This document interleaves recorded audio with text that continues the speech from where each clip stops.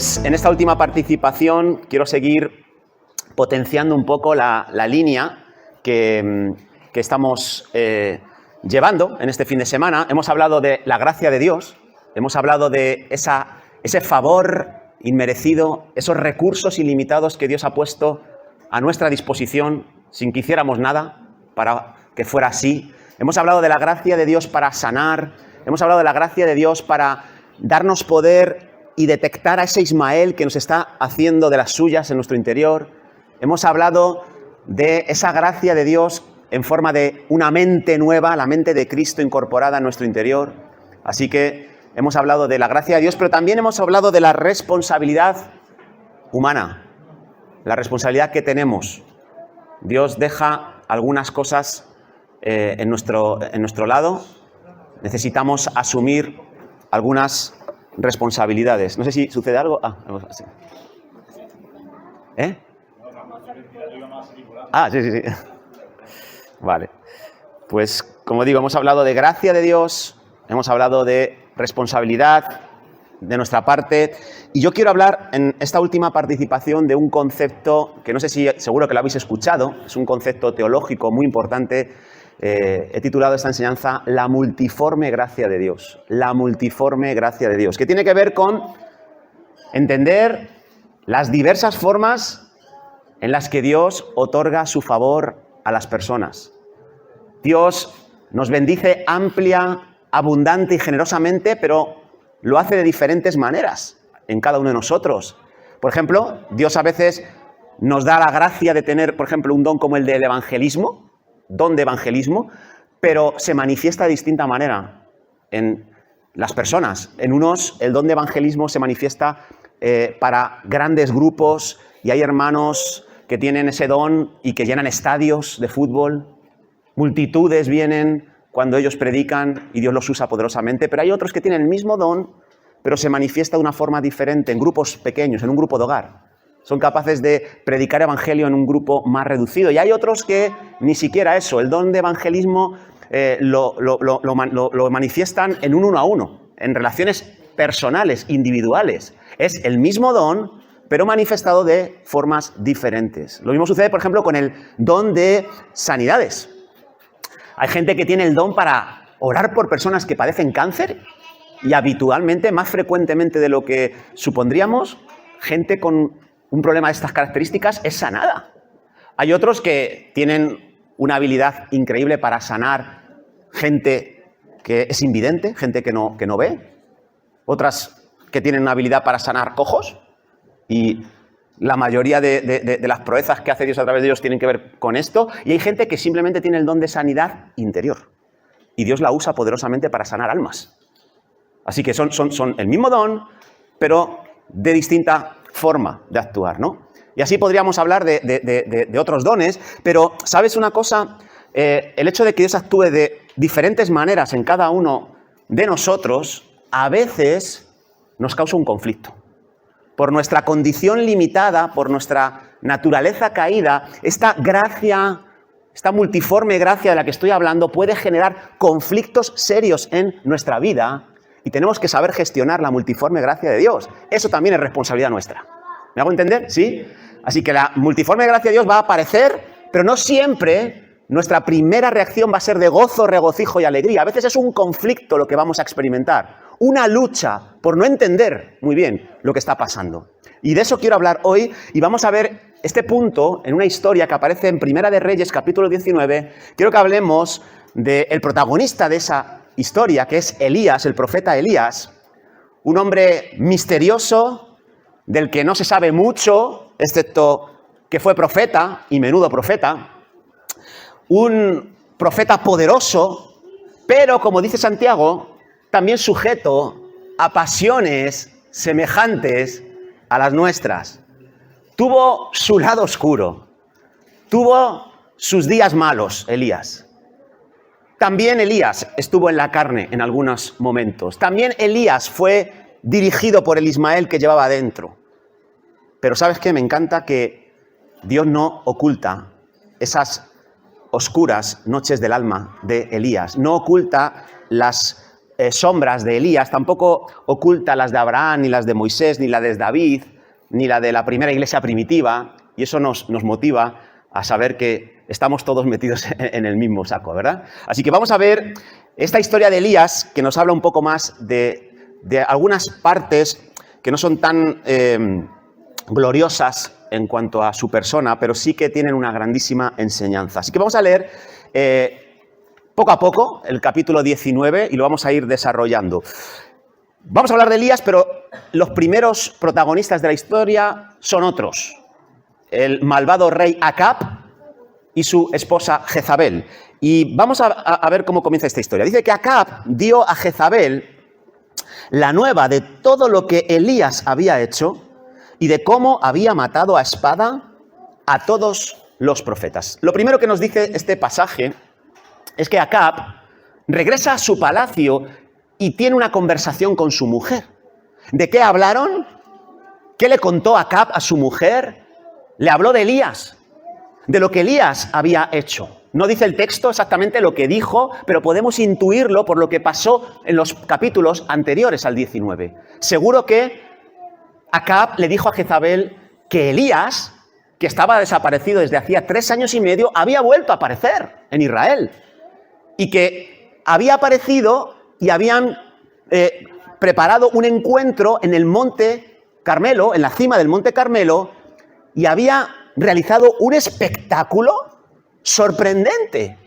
Había retado a 850 profetas, 400 de Asera, 450 de Baal, y los había retado en un encuentro de oración para ver qué Dios de ellos era el Dios verdadero. Y había puesto como línea para discernir quién era el verdadero Dios, que todos orasen y el que respondiera, el Dios que respondiera por fuego, ese sería el Dios. Y tú sabes la historia, ¿no? Dios respondió no a la oración de los 850 falsos profetas, sino a la oración de un solo hombre. Oró y descendió fuego del cielo. Seguro que Acab le contó esto a Jezabel y seguro que también le contó la reacción del pueblo, la multitud que estaba allí reunida. La reacción fue, se postraron de rodillas y comenzaron a decir todos al unísono, Jehová es Dios, Jehová es Dios, no es Baal Dios, Asera no es Dios, es Jehová nuestro Dios. Seguro que le contó esto a Acab, a Jezabel, pero seguro que le contó también lo que sucedió a continuación, la persecución que se generó. Elías persiguió a espada a todos estos falsos profetas y los liquidó, los degolló. Algo parecido a lo que sucedió con Sansón, que con una quijada, con una cabeza de asno, mató a un montón de filisteos. Algo sobrenatural también. Elías, a filo de espada, mató a 850 profetas, él solo. Y seguro que también Acab le dijo a su esposa otro acontecimiento interesante, y es que después de 3 años y medio de sequía, Elías volvió a orar y de pronto la lluvia se restauró sobre el territorio de Israel.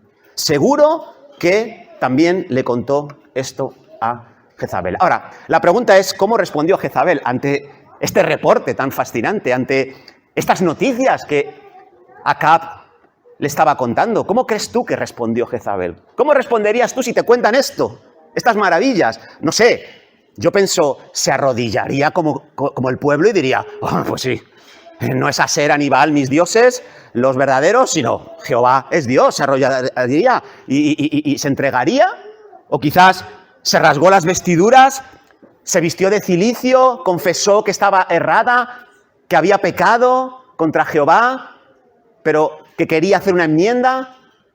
Quizás esa fuera la respuesta. O a lo mejor dijo, bueno, voy a establecer un decreto para restaurar el culto de Jehová en Israel, porque ella lo había eliminado. Voy a restablecer el culto a Jehová, voy a restablecer el sacerdocio levítico. Vamos a hacer las cosas como manda la ley, no como a mí me da la gana. ¿Fue así la respuesta de Jezabel? Lamentablemente no. Lamentablemente no. Jezabel endureció su corazón cual faraón, que a pesar de ver las maravillas, las proezas de Dios a través de Moisés, endureció una tras otra su corazón. Endureció su corazón como Saúl, que a pesar de haber sido establecido por Dios, nunca respondía lo que Dios le pedía. Fijaros la respuesta. Entonces envió Jezabel a Elías un mensajero. Y no era un mensajero de Amazon para darle un regalito a Elías por haber restaurado la lluvia sobre la tierra de Israel. Fue un sicario lo que envió a Elías. Dice, le envió un mensajero diciendo, así me hagan los dioses y aún me añadan si mañana a estas horas yo no he puesto tu persona como la de uno de estos profetas que tú has matado. Así que lo que respondió Jezabel fue, te voy a matar en menos de 24 horas. En menos de 24 horas te voy a matar. No se alegró por el éxito de Elías, no se alegró por las maravillas que Elías había hecho en favor, no solo del pueblo, sino en el suyo propio. No se alegró, sino que hizo una promesa con maldición y dijo, así me hagan los dioses, pero a este hombre me lo cargo. Me lo cargo. Y os confieso que no me sorprende mucho la reacción de Jezabel. No me sorprende mucho la reacción que tuvo Jezabel, pero sí me sorprende enormemente la reacción que tuvo Elías ante la amenaza de Jezabel. Sí me sorprende que tan solo 24 horas después de esas hazañas que he mencionado en el Monte Carmelo, de pronto veamos a un Elías muy diferente.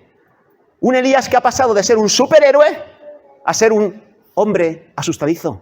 Fijaros la reacción de Elías. Viendo pues el peligro, se levantó y se fue a enfrentar a Jezabel, a enfrentar a los mensajeros para que les caiga fuego del cielo.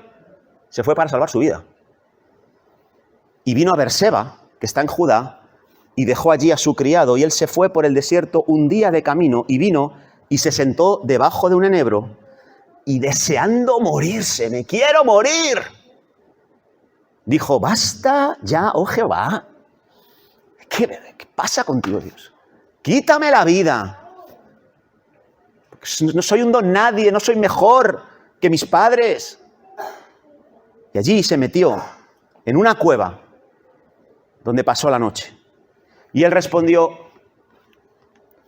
he sentido un vivo celo por Jehová, Dios de los ejércitos, porque los hijos de Israel han dejado tu pacto, han derribado tus altares, han matado a espada a tus profetas, y solo yo he quedado, y me buscan para quitarme la vida. Él respondió, versículo 14, he sentido un vivo celo por Jehová, Dios de los ejércitos, porque los hijos de Israel han dejado tu pacto, han derribado tus altares, han matado a espada a tus profetas, y solo yo he quedado, y me buscan para quitarme la vida. Así que, ¿cuál fue la reacción de Elías? Elías se sintió amenazado, profundamente amenazado por Jezabel, se dio cuenta que su vida estaba en peligro y el miedo se apoderó de él. El miedo se convirtió en su amo, en su señor. Y el miedo, que es esa sensación de angustia, de inseguridad, de desconfianza, que surge ante un peligro real o imaginario, el miedo que puede ser muy beneficioso en ciertos momentos porque nos hace prudentes y cautos. Si el miedo se extralimita con nosotros, nos hace esclavos. Nos condiciona de manera negativa. Y eso fue lo que le pasó a Elías.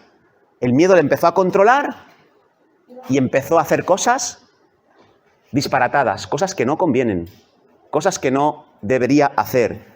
Le llevó en primer lugar el miedo a huir, como hemos leído. Huir de Israel a Berseba, abandonar el ministerio que Dios le había dado, abandonar el lugar que Dios había establecido para él. Se fue, abandona su responsabilidad, abandona. Y no solo abandona el territorio en el que tenía que estar, sino que se fue a Berseba y le dejó allí a su criado, a su compañero, a su paje de armas. Se quedó solo. Se quedó solo. Se quedó solo. Y eso fue también un error, porque cuando uno está revuelto internamente, cuando uno no está bien, cuando uno está manejando emociones desagradables y no puede controlarlas ni encauzarlas debidamente, estar solo es estar en mala compañía. Yo creo en la soledad. Yo creo en la importancia de tener tiempos a solas con nosotros mismos, con Dios. Creo en la soledad fecunda, en la que es fructífera, pero hay un tipo de soledad que es dañina, que es perjudicial. cuando nos alejamos desde la herida, cuando nos alejamos porque estamos desanimados, frustrados, decepcionados. En ese estado, somos carne de cañón para el enemigo. Nuestro Ismael tiene un territorio extraordinario para ir avanzando, para crear fortalezas en nosotros. Así que la soledad fecunda, muy bien. La soledad, que es una consecuencia de huir del dolor, de huir de algo que me ha provocado una emoción desagradable, cuidado con ella, cuidado con ella. Si estás solo en ese estado, no estás en buena compañía. Pero el miedo también le llevó a adoptar conductas irracionales. Después de todo el ajetreo que había tenido el día anterior con el espectáculo este que mencionábamos en el Monte Carmelo, con la persecución a los 850 profetas, la matanza que llevó a cabo, sin haber descansado, en ese estado de agotamiento, sale corriendo y se va ¿a dónde? Al desierto. Y se va sin comida y sin bebida. Cansado, angustiado, sin comida, sin bebida, en el desierto. ¿Qué te parece ese cóctel? Tiene mala pinta, ¿no? Esto no puede acabar bien, ¿no? Así que, lógicamente, llegó un punto en que se quedó fatigado, se quedó absolutamente, agotado y se sentó, dice, debajo de un enebro y las primeras palabras que le salieron fue las de «¡Me quiero morir! ¡Me quiero morir!». Muchos han definido el estado de Elías como una depresión de manual. Está deprimido, se quiere morir, tiene una tristeza profunda y eso es catalogado como una depresión. Y claro, en ese estado de tristeza profunda, de depresión, empieza a boicotearse, a autolesionarse emocionalmente. Soy un desastre, no valgo para nada, no soy yo mejor que mis padres. ¿Os dais cuenta de qué diálogo interno tiene Elías consigo mismo? ¿Os habéis dado cuenta lo que se está diciendo Elías a sí mismo? Así es muy difícil progresar. Oye, ¿te has escuchado tú, hago un paréntesis, ¿te has escuchado tú hablándote a ti mismo? ¿Te has parado a ver qué cosas te dices a ti mismo? Eso se llama soliloquio. Y es muy importante descubrir cómo nos hablamos a nosotros mismos. Porque no te puede sorprender el hecho de ver cómo te maltratas a ti mismo. Y si te maltratas a ti mismo, ¿cómo vas a poder avanzar y progresar en la carrera que tenemos por delante? Es importante ponerle atención a las cosas que nos decimos a nosotros mismos. Durante mucho tiempo yo no estaba muy atento a este diálogo interno que tenía. Y un día me decidí parar y me di cuenta de que yo era muy cruel conmigo mismo. Que era un juez muy despiadado conmigo mismo. Que todo el rato me estaba criticando. Y me estaba haciendo un daño increíble. Y con el tiempo me di cuenta de que comenzaba a proyectar la misma actitud con las personas que estaban a mi alrededor. Y eso me pasó factura también a nivel relacional y a nivel ministerial también. De la misma manera que yo me hablaba a mí mismo, empecé a hablar a los demás. Y tuve que pararme y darle lugar a Dios para que sanara esa situación. También vemos que una conducta irracional que experimentó Elías fue la de distorsionar su visión de la realidad. El sufrimiento hace eso, el sufrimiento distorsiona nuestra percepción de la realidad. Y vemos aquí a Elías diciendo cosas que no se corresponden con la verdad, con la realidad. Luego las analizaremos. Pero Elías estaba absolutamente errado en su percepción de sus circunstancias. Y estaba interpretándolas de una manera muy subjetiva. Estaba definiendo la realidad en base a su experiencia personal, no en base a la realidad. Y eso también hay que tenerlo en mente, porque a veces puede chocarnos. Ahora, ¿qué propició esta conducta irracional, estas conductas irracionales de Elías? ¿Cuál es la verdadera raíz? ¿Cuál es la verdadera causa de lo que está sucediendo con Elías? ¿Qué precipitó este tipo de comportamientos que he descrito? Para mí es el tipo de expectativas que tenía Elías. Elías tenía unas expectativas erróneas. Y vamos a analizarlo. Mirad, tenía falsas expectativas Es decir, Elías estaba esperando o creía que debían suceder determinadas cosas y no estaban ocurriendo. Y claro, todo esto le llevó a tener miedo, a huir y a desarrollar todo este tipo de comportamientos que hemos mencionado. En primer lugar, vemos en esta historia que Elías tenía unas expectativas falsas en cuanto a los demás, en cuanto a lo que esperaba de los demás. Y eso le estaba dañando. Por ejemplo, Elías probablemente esperaba que Acab y Jezabel dejaran ya de perseguir a Dios, de perseguir a sus seguidores.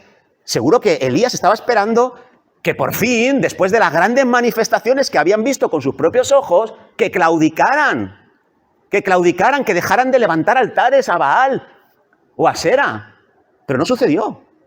No sucedió. Seguro que Elías tenía la expectativa de que el pueblo, al menos, si ya no Acab y Jezabel, pero por lo menos el pueblo, que pudiera apoyarle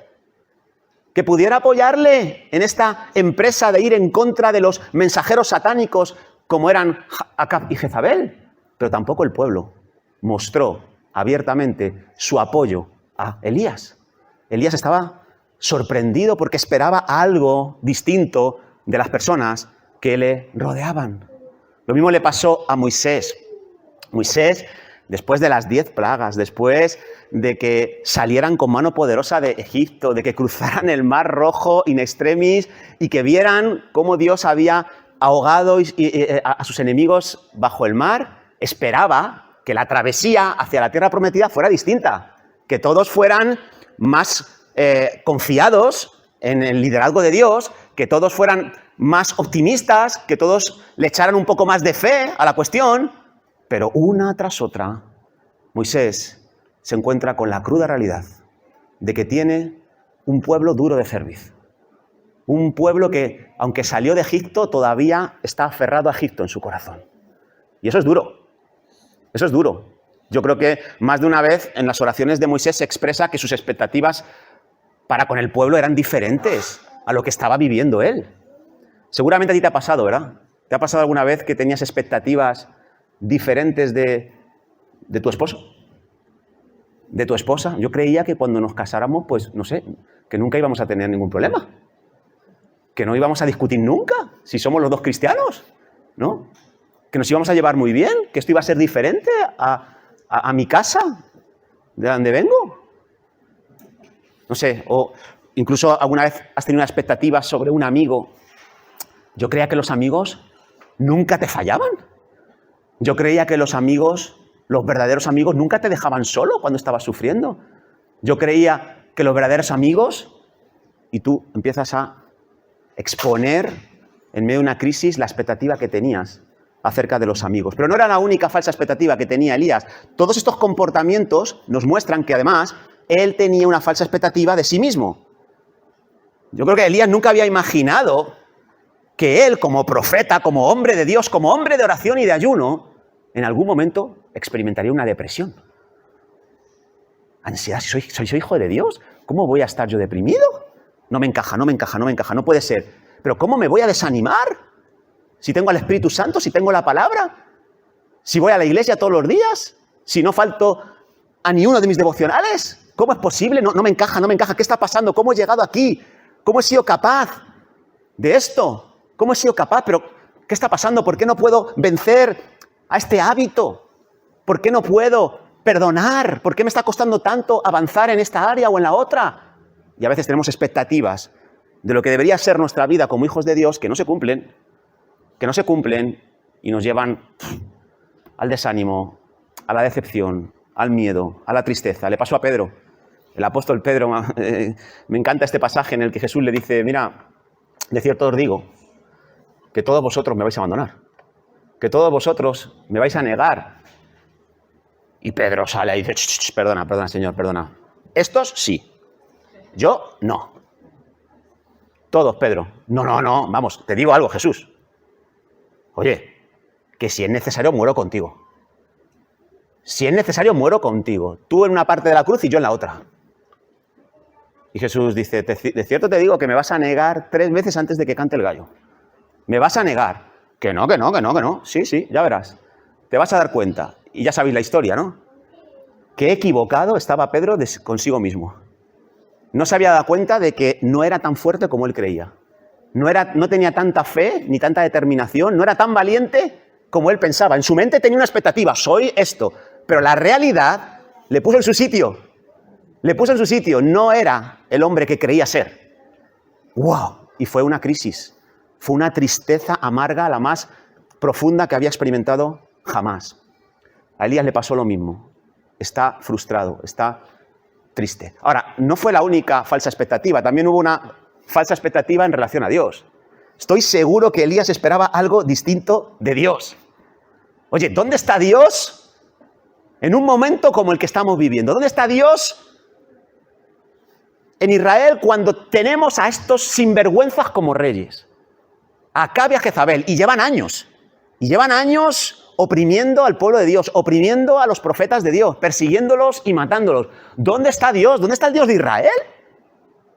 Por favor, ¿qué está pasando? Seguro que muchos venezolanos, no sé si aquí hay algún venezolano, pero seguro que muchos venezolanos dicen, ¿dónde está Dios? Que después de Chávez tenemos ahora a Maduro, que encima en las últimas elecciones yo sé que había grandes expectativas. Nosotros hemos estado orando mucho por las elecciones presidenciales que se han producido hace unos meses. Y yo veía a muchos venezolanos de nuestra iglesia con mucho ánimo de, es el momento del cambio, es el momento. Y de pronto, ¡blah! Otra vez, más de lo mismo. Y claro, uno entra en un conflicto con Dios. ¿Dónde está tu gracia en esto? ¿Dónde está tu poder aquí, Señor? Pero Señor, no es que no estás viendo cómo se está oprimiendo al pueblo, pero es que no estás viendo que cada vez tenemos menos. ¿Por qué, Señor? Pues a veces tenemos ese conflicto y no sabemos gestionarlo adecuadamente, como le pasó a Marta y María. ¿Quién duda que Marta y María amaban a Jesucristo? Le amaban profundamente, pero no entendieron que cuando le avisaron de que su hermano Lázaro estaba enfermo, Jesús dijo, pues ahora no voy a ir. Ni siquiera dijo, mañana, no. 3 días después. Y Marta, que fue la primera que salió de su casa para encontrarse con Jesús cuando escuchó que él había venido, lo primero que le dijo es, si hubieras estado aquí, si no te hubieras retrasado, mi hermano no hubiera muerto. Marta está mostrando su desilusión con Dios, con Jesucristo. Le está diciendo, estoy un poco decepcionado porque no entiendo, yo tenía otras expectativas, yo creía que era tu amigo. Yo no sé, yo pensaba que ibas a venir inmediatamente. Y no. No sucedieron las cosas como Marta creía que tenían que suceder. Y hermanos, en este arranque de curso, en este arranque de temporada que es ya el mes de septiembre, quiero decirte que todos podemos partir con falsas expectativas en nuestro corazón. Todos podemos esperar que en este nuevo curso sucedan cosas con personas que nos rodean, o con nosotros mismos, o con Dios. Y la pregunta es, ¿estás seguro de que esas expectativas que tú tienes son expectativas que se ajustan a la realidad? ¿Son expectativas que vienen de parte de Dios? ¿O son expectativas que te has creado tú mismo? Porque es importante cuestionar nuestras expectativas, porque cuanto más falsas expectativas manejemos, más frustración, más ira, más heridas, más desánimo, más decepción va a venir a nuestra vida. Y tenemos que detectar cuáles son las falsas expectativas que estamos manejando y ajustarlas a las expectativas divinas. ¿Amén? ¿Sí? Ahora, ¿cómo trata Dios con un Elías lleno de falsas expectativas, llenos de decepción, de frustración, de enfado? ¿Cómo lo trata? 3 formas en las que trató Dios con Elías. La primera, con compasión. Estaba erradísimo Elías, pero Dios le trata con compasión. Lo primero que hace es, mirad, envía un ángel, dice, se echó debajo del enebro, como hemos visto, se quedó dormido, y aquí luego un ángel le tocó y le dijo, levántate, come. O sea, no se puso a discutir el ángel con Elías. Oye, pero chico, ¿por qué estás pensando de esta manera? ¿Por qué piensas así de la gente, de ti y de Dios? Es que eres un testarudo, eres un cabezón. No. Lo primero que hizo fue mostrarle compasión. Le miró, le hizo una torta. Cuando se levantó Elías la vio también una vasija de agua, comió, bebió, volvió a dormirse. Estaba agotado Elías. Y volviendo el ángel la segunda vez, le tocó otra vez, diciendo, levántate, come. porque largo camino te resta. Y se levantó pues, y comió, y bebió, y fortalecido con aquella comida caminó 40 días y 40 noches hasta Horeb, el monte de Dios. Así que esa fue la primera reacción ante una persona errada como Elías. Gran compasión, gran misericordia. Dios sabe que somos polvo, que nos dejamos llevar por nuestras emociones, que somos personas que tenemos un sesgo profundo al analizar las cosas. Y sin embargo, Dios decide darnos su misericordia. Me encanta el Salmo 103. Como el Padre se compadece de los hijos, así se compadece Jehová de los que le temen. Porque Él conoce nuestra condición. Se acuerda de que somos polvo. El hombre, como la hierba son sus días, florece como la flor del campo, que pasó el viento por ella y pereció, y su lugar no lo conocerá más. Qué triste la definición que hace de la vida de una persona, ¿no? Mas la misericordia de Jehová es desde la eternidad y hasta la eternidad sobre los que le temen, y su justicia sobre los hijos de los hijos. Tremendo. Qué compasión de Dios. Ahora, lo segundo que hizo Dios con Elías es invitarle a un tiempo de comunión. Antes de resolver cualquier asunto, Dios le fortalece, se compadece, le da de su gracia para que se encuentre en una condición adecuada. Y lo segundo es, vamos a hablar tú y yo. Le hace ir al monte de Horeb, allí, en el interior de una cueva, y se produce una conversación entre Dios y Elías. Y Elías empieza a expresar lo que le pasa por primera vez. Dice el versículo 13 del capítulo 19, cuando Elías oyó que estaba allí el Señor, cubrió su rostro con su manto, salió, se puso a la puerta de la cueva, y aquí vino a él una voz diciendo, ¿qué haces aquí, Elías? Dios aparece a Elías y dice, oye, ¿qué estás haciendo aquí? ¿Qué te pasa? Y él respondió, oh Señor, es que yo he sentido un vivo celo por ti, y es que los hijos de Israel han dejado tu pacto, han derribado tus altares, han matado a espada a todos tus profetas, y solo yo he quedado y me buscan para quitarme la vida, ¿no? ¿Qué importante es esto, hermanos? ¿Cómo sabe Dios tratar psicológicamente con el ser humano? Y sabe que antes de tratar cualquier asunto, antes de que se sanen las heridas que llevamos por dentro, lo primero es, háblalo, suéltalo, desgasta el dolor. Y esto también nos sirve para la consejería, que muchas veces viene alguien afligido, aturdido, y en cuanto empieza a decir una cosa y nos choca y nos rechina, y decimos, perdona, hermano, esto no es correcto. Y les interrumpimos, intentamos reconducir sus ideas para que sean un poquito más bíblicas, ¿no? Es un error garrafal. Dios no lo hace así tampoco. Dios dice, venga, tú, suéltalo, cuéntamelo todo. Saca de tu corazón todo lo que te esté impidiendo avanzar. Venga, cuéntamelo.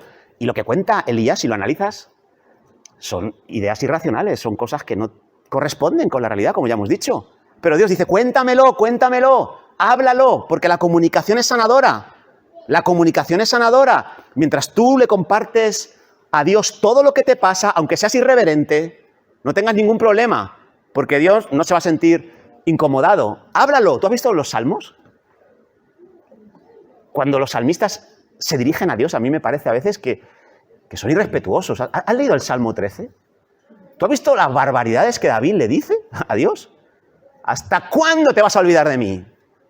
¿Hasta cuándo me vas a dar la espalda? ¿Hasta cuándo vas a permitir que mis enemigos se crezcan? ¿Hasta cuándo vas a potenciar el ministerio de los impíos? O sea, le está acusando a Dios de 4 barbaridades. Y Dios ni se inmuta. No es un problema, sabe que somos polvo y dice, cuéntamelo, comunícate, venga, comunícate, porque eso es lo que tú necesitas ahora.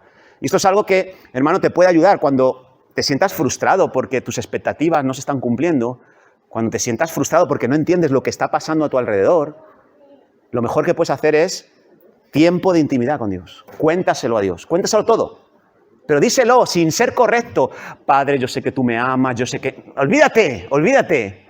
Dile lo que sientes, dile lo que piensas. No lo hagas con personas, ¿vale? Esto no lo hagas con personas. Pero con Dios, sí.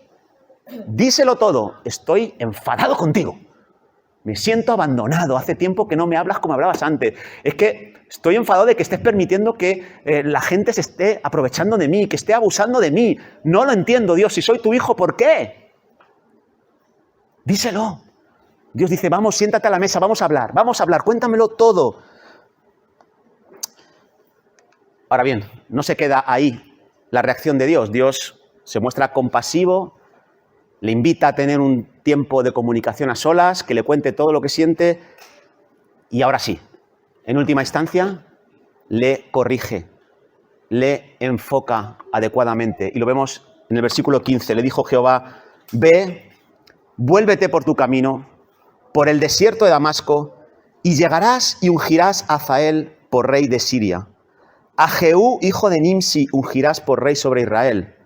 Y a Eliseo, hijo de Safat, de Abel-Meola, ungirás para que sea profeta en tu lugar. Y el que escapare de la espada de Hazael, Jehú lo matará. Y el que escapare de la espada de Jehú, Eliseo lo matará. Y yo haré que queden en Israel 7.000 rodillas, 6.000 personas cuyas rodillas no se doblaron ante Baal y cuyas bocas no lo besaron. Empieza a corregir Dios ahora las falsas expectativas de Elías. Y lo primero que hace es mostrarle que estaba equivocado, no era el único fiel en Israel. Él decía, solo yo he quedado. Y Dios dice, estás equivocado. Hay 7.000 más como tú. 7.000 más que han sido valientes y no han doblado sus rodillas ante Baal y ante Asera, que no han besado sus imágenes. Estás equivocado, totalmente equivocado, Elías. Y quiero corregirte para que veas las cosas como yo las veo. No eres el único. A veces tenemos esa mentalidad de único. Solo yo en la iglesia está preocupado por la santidad. Solo yo en la iglesia está preocupado porque hay una alabanza poderosa e intensa. Estás equivocado. No eres el único. Dios tiene un pueblo. A veces pequeño remanente, pero tiene más personas que tienen un corazón ferviente por Él. Ahora, también le hizo ver le corrigió su expectativa que tenía acerca de sí mismo. Yo es que no soy un don nadie, soy peor que mis padres. ¿Os acordáis de esa expectativa? Dios le dice, ¿cómo es que tú eres un don nadie? Tú eres un profeta. ¿Y qué haces aquí? Vuelve al partido, vuelve a tu lugar. Y vas a ir y vas a ungir al rey de Israel, al futuro rey de Israel, vas a ungir al futuro rey de Siria, porque tú eres profeta, tú no eres un don nadie, tú tienes un don, tú tienes un llamamiento, y deja de mirar para otro lado, mira lo que yo he puesto en ti y empieza a actuar en base a ello. Y es más, vas a ungir a 2 reyes, pero vas a ungir a un nuevo profeta, a tu sucesor. Vete a ungir a Eliseo. ¡Wow! Increíble. De ser un don nadie, de verse como que ya no contaba para Dios, a enfrentarse a la realidad de que él sigue siendo el profeta escogido por Dios y que tiene trabajo que hacer. Y que lo haga. Pero la última expectativa que le corrige es la que tenía acerca de Dios mismo. Y esa a mí me encanta. Fijaros. Perdón. Es que no, ¿así? Vale, sí. La última expectativa dice, le vuelve a preguntar Dios a Elías, ¿qué haces aquí? Y él dijo en el versículo 11, sal fuera y ponte en el monte delante de Jehová. Y aquí Jehová, ¿qué pasaba? Y un grande y poderoso viento que rompía los montes y quebraba las peñas delante de Jehová. ¿Pero qué pasaba? Que Jehová no estaba en el viento. Y tras el viento, un terremoto, pero Jehová no estaba en el terremoto. Y tras el terremoto, un fuego, pero Jehová no estaba en el fuego. Y tras el fuego, un silbe apacible y delicado. Y ahí sí que estaba Dios. Así que la última expectativa que corrige Dios tiene que ver con la expectativa que el propio Elías tenía sobre cómo debía actuar Dios. Y Jehová viene y aparece un gran viento, como hemos leído, que rompe los montes, pero allí no estaba Dios. Aparece un terremoto y tampoco estaba. Aparece un fuego, algo que conocía muy bien Elías, y tampoco estaba Dios ahí en ese momento. Sin embargo, tras el fuego viene un silbo apacible, delicado, algo que pasa desapercibido, y allí está Dios. Y se escucha su voz con absoluta claridad. Y el mensaje que Dios le quiere transmitir a Elías es, Elías, no me encasilles. Elías, no siempre voy a estar en el fuego. No siempre voy a estar en el terremoto o en el viento recio. Elías, no siempre voy a actuar como tú quieres que yo actúe. Acepta que yo actúo de diferentes maneras, que mi gracia es multiforme. Yo no actúo siempre igual con las personas. Y eso nos cuesta aceptarlo. A Elías le costó. Y Elías tuvo que aceptar que no siempre Dios iba a responder por fuego. No siempre vas a tener la misma experiencia que tuviste el año pasado en un retiro como este. No siempre vas a vivir las mismas experiencias que tuviste cuando te convertiste. Es que hace 20 años en la iglesia era... Dios no actúa siempre igual. Y la pregunta es, ¿estás dispuesto a aceptarlo? ¿Estás dispuesto a dejar de buscar manifestaciones y formas de hacer las cosas y centrarte en buscar a Dios en medio de la situación en la que tú te encuentres? Porque eso es clave, hermanos. Y esa es responsabilidad nuestra. ¿Recuerdas el lema? Esfuérzate en la gracia. Tienes que esforzarte en ver la gracia de Dios en medio de cualquier situación. Si no, vas a salir decepcionado, frustrado, te va a afectar a tu vida espiritual, te vas a deprimir, el miedo te va a controlar, la ira, la tristeza profunda. Si no ajustas tus expectativas, si no dejas que Dios sea Dios y que Él muestre su gracia en la manera y en la forma que Él quiera, te vas a resentir. Vas a salir herido de tu relación con Dios. Así que sí, pídele lo que tú quieras. Pídele a Dios lo que tú desees. Pero deja que Dios te dé la respuesta que Él desea darte. ¿Amén? Necesitamos aprender a luchar. Necesitamos esforzarnos para que Dios sea Dios. Y a veces Dios nos mete en procesos de rutina tediosos. Momentos en los que parece que no sucede nada. Momentos en los que hay liderazgos que lejos de inspirarnos, nos provocan rechazo. Pero Dios dice, sigue cumpliendo con tu llamamiento. Sigue haciendo lo que tienes que hacer y espera la mejor respuesta posible en Dios. Pero no te desanimes, no aflojes tu ritmo porque no estés viendo las cosas que tú deseas o que tú crees que deberías ver. No siempre hay fuego, hermano, no siempre hay emociones increíbles. A veces lo que toca es perseverar en medio de la rutina. Perseverar cuando parece que Dios no está haciendo nada, pero eso no es verdad. Nosotros sabemos que Dios siempre está haciendo algo.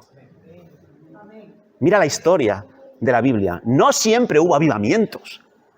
¿Os acordáis, por ejemplo, cuando llegaron los cautivos de Persia?